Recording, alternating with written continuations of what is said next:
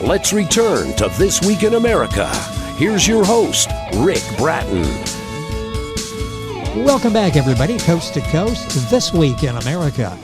The Wound Closest to the Sun, a novel by Karl Berger, is a poignant historical narrative that plays out in three historic frames: 1919 Bavaria, Germany, Second World War France, and France in 1960. We meet the main character, Yann, in 1960, a semi-retired French journalist, professor, and Camus scholar who is plagued by a lifetime of regrets. He finds hope in an unforeseen friendship with Klaus, the only son of Karl, a German soldier who saved Yann's life in 1919. Klaus is a depressed young man burdened by history and challenged by the stories that he encourages Yann to revisit and to share. These fateful events took place during World War II, when Yann again met Karl and also Madeleine, a French engineer and resistance fighter who attempts to recruit Yann to join the resistance. Yann's hesitation eventually leads to Madeleine's death, and this will haunt Yann ever after. Karl's first novel, Clipperton, was published in 2006. Over the years, his short stories have been published by local and regional journals. Karl was born in Munich, immigrated to the United States in 1970. This novel was influenced by his upbringing after World War II and the disastrous role his native country played in the 20th century. Karl has been working all his life as a general pediatrician, and Karl Berger, author of the gripping, highly praised novel, The Wound Closest to the Sun, is our guest on This Week in America. Dr. Berger, welcome to the program. A pleasure to have you with us. Glad to be here. Thank you. This is such a remarkable and poignant story, and I'm looking forward to discussing this story and how this story actually came about. But first, a little bit of your background. You're a pediatrician, starting writing in your late 40s. How did this writing career come about? Well, it came about that I was getting involved editing a book about Charlestown, where I have my practice for many, many years. And I met a lot of writers, and that kind of instilled the urge to write in me. And I realized also that there's a little bit more time. You set up your practice, basically you're totally absorbed by your job, and that let go a little bit at that time. And then I look back, what's really my story? The story is of growing up after the war with fathers who didn't talk. And this was not only me, my friends. None of the fathers ever talked. So I got aware that this is a burden that my generation have. So I was born in the Second World War. I have some very dim memory of the Second World War in Munich. We got bombed. And at that point, I realized that this is a theme that should instill me to write. And all the novels that I have written, and basically three, one is not published, are instilled by that shame that is on that generation and the non-knowledge, the cover-up. Yes. That's basically it. I would like to, and we will during this conversation, talk about that and how you've lived with that, and you express that so well in your books. The book we're talking about is The Wound Closest to the Sun, a novel by Karl Berger. If you're Googling Karl, is Karl, Berger, Berger. We'll have a link to his Amazon page on our website, thisweekinamerica.us. Book available basically wherever books are sold. Let's talk a little bit about publishing, and then we'll talk about some of the contents of the book. Any comments about trying to publish the book? What was that like? You've written your story. You've really expressed yourself. You've touched on feelings that you've been dealing with for decades. That's the creative part. Now the business part is actually getting out there and having people read it. What was publishing like for you? Well, basically, when you really look at cold calls. The cold call would be you send the first 10 pages of your novel without being invited to somebody like an agent, or you send it to a publication. The return without connection is almost zero. There's one published one in the Writers Magazine. That's a lady that had to write 105 letters before she really got published. So it is extremely difficult without basically connection. Yes. My first novel, Clipperton, was published after about 64 efforts. Again, usually the first 10 pages and then the full manuscript. And they also asked me for money. There was a participation. It is very difficult to get into this business without some connection with friends. If you listen to stories of writers, how they got published the first time in their life, it's knowing somebody who knows somebody who knows somebody. That's basically it. And being able to accept rejection, 64 times for Clipperton, and it's time after time where you're not getting anywhere. So perseverance is very important. This message is so important, and it's touching so many people. The reviews internationally have been rave reviews. So I'm glad that you were able to stick with this and get the book out there and now talk about it. The Wound Closest to the Sun, a novel by Karl Berger, our guest on the program. You touched on this before. There's a writer, W.G. Sebald, a well-known German writer who wrote in both languages. It touched on this in German, the nerve of guilt and shame that created basically a whole new genre, even a new adverb, Sebaldian. Talk about that, because this is taking that emotion that you were talking about and writing on it, and so many have done this to sort of express themselves. I got aware of Sebald's importance in Germany and the United States. He's well known now. He died very unfortunately in 2001. And he was born about the same time as I was born in Munich. He was born about 50 miles away from Munich. And he had the same feeling that I had. He was untouched by the war, pretty much untouched. The first time he saw the ruins in Munich was when he was 6 years old. But it put him into a mood that there was something wrong about the whole situation. And I tuned into that when I began to learn about his uprising and so on. It's a very, very similar feeling that I had. What he almost invented is a history, is a kind of a depression feeling in history, and melancholy, the melancholy of history. So he goes to, for example, the east coast of Great Britain, where it's not very popular now. Everything is run down. It's a cold. And he writes down in the rings of Saturn, he writes down that depressive, melancholy mood that history gives to him. And I could tune into that. And when I began to know about him, that instilled more urge in me that I was on the right track. That history for my generation is destiny, that we have to deal with that, what our fathers did basically, or not did. And we never really got to talk about that. In writing this book, The Wound Closest to the Sun, a novel by Karl Berger, our guest on the program, was it maybe almost therapeutic for you? Was it good for you to write this and to express these feelings that you harbored for so many years? Yeah, that's always an important question. Is it therapeutic for the writer? I have some doubts about that. I had to do this, but the feeling that I have about Germany has not changed. It's not lighter in my mind than it was before. Yes. Maybe I'm adding some achievement, a feeling of achievement, but I would not say I'm coping with it now. It's still there.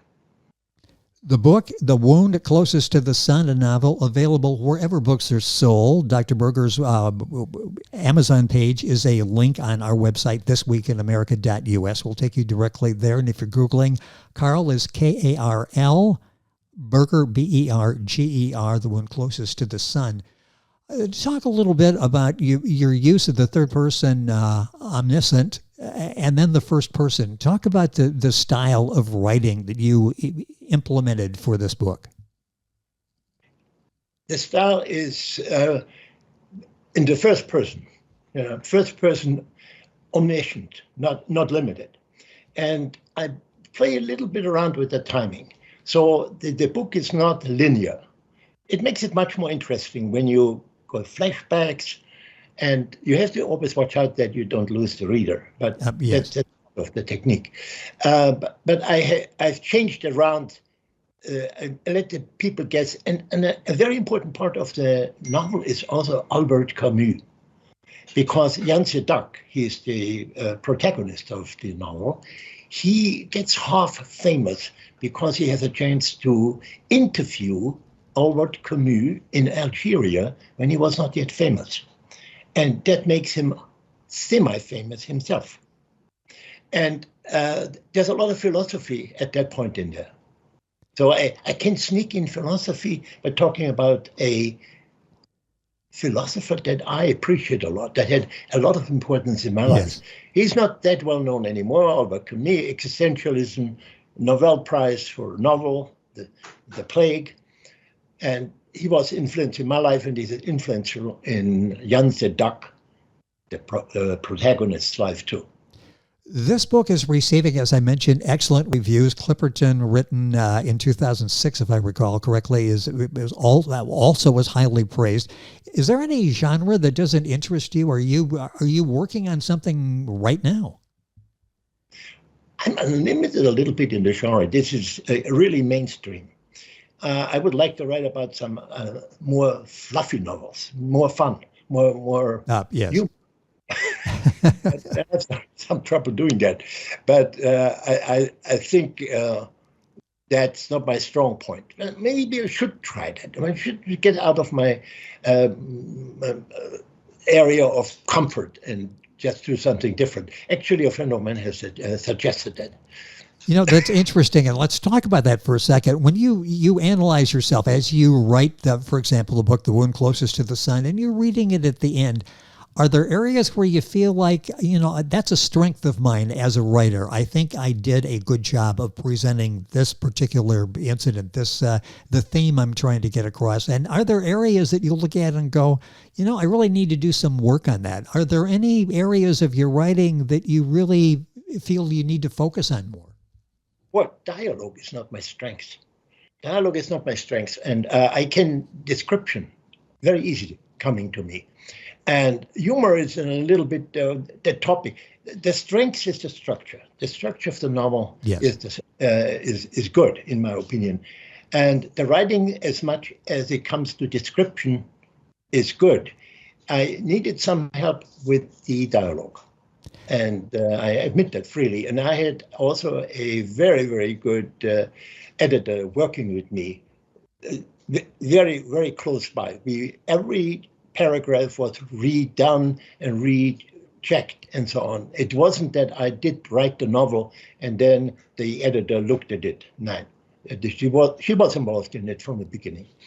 That's interesting with the dialogue. We see that, we take it for granted, like it just sort of flows and it was always there. And you stop and you think about that. You don't want to over-describe in the dialogue. You need to keep it moving. How challenging is that? And what you obviously learned it in working with the editor to punch up the dialogue and learn when to carry it on, when to drop it off and move. How challenging is it incorporating dialogue into the story? Well, for me, it's challenging. I think there are other writers for whom this is coming very easily. I think because my mother tongue is German, there might be some different structure in the German dialogue than in the United States. But I had a lot of help. And I think the dialogue came out good at the very end. But when I look at the red ink that was put into my book, the ink pages, the red ink pages are usually the one with the dialogue. Karl Berger, our guest on the program, talking about his book, The Wound Closest to the Sun. Is there a dream novel? Is there something that you really would like to do that you're thinking about or you put off because you're not sure, but it's something you've always wanted to do? What is the dream? If you had one book to write, what would that be? What would it be about? I should write about a woman that has a lot of love affairs and has 2 or 3 children. And so she is very lively, but much more lively and achieved as the persons that I write about in my novels. And she's also interested in quantum mechanics and astronomy and so on. And at the end, I would let her say that somebody asks her how you hold it all together, how you go keep happiness. And she would say, I keep a sense of awe all the time. Yes. And I keep that sense of awe that keeps me going. What are we doing in that little corner of the universe? and we haven't figured out the universe to a high degree. That really gets me going. And she is a love affair. She has problems with the kids. She's kicked out of jobs, but that all keeps her going. And I don't know. Are you working on that now? Yeah, I mean, it sounds like you got the great idea in your mind. Have you actually put it in the computer yet? Right now, I'm not working right now specifically at that. But it was highly suggested to me that I should get out of my métier. I should get out of my comfort level. Well, which is historical novel. I like the story. I hope you do that, and I hope we have a chance to talk about that when you do that. We've got a few minutes left. I want to go back and talk about the substance of the book, The Wound Closest to the Sun. When you read this, you get a new appreciation for what especially younger people went through during this time in history that you talk about. What do you hope the takeaway is when people read The Wound Closest to the Sun? When it's over, what do you hope that they're left with? Well, I think the people that went through the Second World War, they have been damaged, no matter what. Of course, many lost their lives, and it is incomparable to being damaged or have psychiatric problems. But let's take my father. He was in the First World War and in the Second one. And I didn't realize that, yes, he had problems. He got over it, and he didn't reflect them on me. But this is a damaged. These are damaged people that went through there, and the next generation, which I happen to be, they were cut out from that. They covered it up. They didn't talk about it, but we could feel that there was something wrong, and a friend of mine, a psychiatrist, he made his father talk about these things, and I kind of missed out on it. And many of my friends in Germany, they missed out on it. And when we talked with each other and said, "Did you talk to your father about this?" They said, "Never was brought up." You mentioned your father got over it. Do you think he really got over it, or he just hid it so well that he didn't make it a part of his life? That was a part that he just didn't go back and explore. No, he just didn't reflect it on me. He said the next generation should not suffer through that, and I will not reflect too much on it. I will not talk about the war. Very few stories. And he shielded us. But that was not quite right. It didn't really work. Because as we grew up then, not when I was 5 or 6 years old, but once I got into my teens, I realized that there was something really not quite okay. It's like the beginning of Hamlet. There's something wrong in the state of Denmark. Yeah, it happened to be Germany. Yes. But I really think it was the worst catastrophe in the 20th century. It was industrialized. I used the word industrialized mass murder. We got about that aware only later.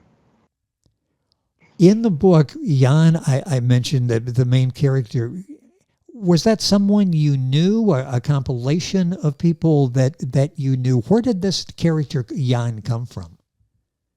Actually, no. He's built up. He's, I wouldn't like to say the word construct, but I do not know a Frenchman like that. I lived in France for 8 months. I have very good experiences, love affair, and all of these things. And that made me think about France as a wonderful country. So I'm not objective about that. And Yann, he goes through the whole thing. He wants to be in the First World War because that's the last war everybody wanted to participate. He was too young. In the Second World War, he does not really perform 100%. He's just good enough. And when at the end of his life, the last words of the novel are, "Not all is lost." But a lot of things have been lost if you had to go through this time. The book is so well written. It is on so many levels will get you thinking, and you share these experiences that Yann and Klaus and Madeleine go through, and what haunted them, and how you deal with that. The book is The Wound Closest to the Sun, a novel by Karl Berger. Again, I sort of wrap up in talking about you. What was this like for you to write this story, to tell the story and get it out there and make us aware of what your generation went through. What's this been like for you to write this story and to get the reaction, the positive reaction you're getting? Well, I packed everything in that philosophy. Part of me is in there, of course. Hidden, camouflage. Yes. Of course, every writer does it. And of course, there's a woman in there that played a big role in my life that I put into the Second World War as the heroine. Okay, that is very common, and it's a love affair. It's a definite love affair. The interesting thing is that the German soldier and Yann the duck fight for the love of this woman, and because there was a time when the French and the Germans, they were not friends at that point, but they tolerated each other. And German soldiers at that time in 1940, during what I would call a benign occupation, they married a lot of French women. So there was an interaction. And that almost worked out until the heroine, Madeleine, realized what the Germans are up to. Loading Jews into yes. to Auschwitz. It is a story so well written, The Wound Closest to the Sun, a novel by Karl Berger. In real life, a pediatrician. You could probably write a book on that. I'm just going to take a few seconds here at the end. I've always thought that's a really rewarding job in medicine, maybe one of the most rewarding. You get to work with young people and to shape them, medically and from a physical standpoint for all of their lives, get them off in the right direction. What's it been like the years in medicine, being a practicing pediatrician? Well, I happen to be in one of the most difficult towns in the United States, downtrodden town, basically broken down steelworks and all that. And I have the feeling I'm necessary, I'm needed. I think there are pediatricians in very rich areas, maybe Long Island, so where the rich people are, that don't feel fulfilled because they're not needed there. But I feel I'm needed. On the other hand, I sometimes realize I cannot make a big change in people's life. But I feel fulfilled, and I'm not burning out. I'm right now 83 years old, and I'm still working 3 days out of a week. And I will not stop because I like it. That's a very young 83. I would not have guessed that. And the fact that you're there and not burn out and feel like every day you go in and you see people, you're making their lives better. And you're right, being at that end where these people really need you, probably more than a lot of pediatricians, something that maybe they don't feel. But it's special what you're doing, not only with that, but the book, the story you're telling, and The Wound Closest to the Sun, a novel by Karl Berger, our guest on the program. Karl is Karl, Berger, Berger. Go to our website. You can link on directly to his Amazon page. Book available at Amazon, all of the usual places. And my thanks to King Pages Press. Dr. Berger's marketing consultant, results-oriented, making sure your work gets all the attention they truly deserve. I thank them for setting up our conversation today. Dr. Berger, it's been a pleasure. Excellent job with this book, The Wound Closest to the Sun. Look forward to continuing our conversation. Thank you so much for being with us on the program. Thank you for having me. It has been our pleasure. The book, The Wound Closest to the Sun, a novel by Karl Berger. Information, of course, on our website, thisweekinamerica.us. And we are back on today's program right after these messages. This Week in America is online. You can visit our website, thisweekinamerica.us. Scott Pinkerton, associate producer of This Week in America. Jay Anderson, segment producer. Ben Watson, webmaster. Otto Bechet, director of engineering and TV production. This Week in America produced and is a trademark of Blue Funk Broadcasting, LLC. For information on all of our guests and to listen to this week's show, our website again at thisweekinamerica.us. And I'm Sean Bratton, executive producer of This Week in America.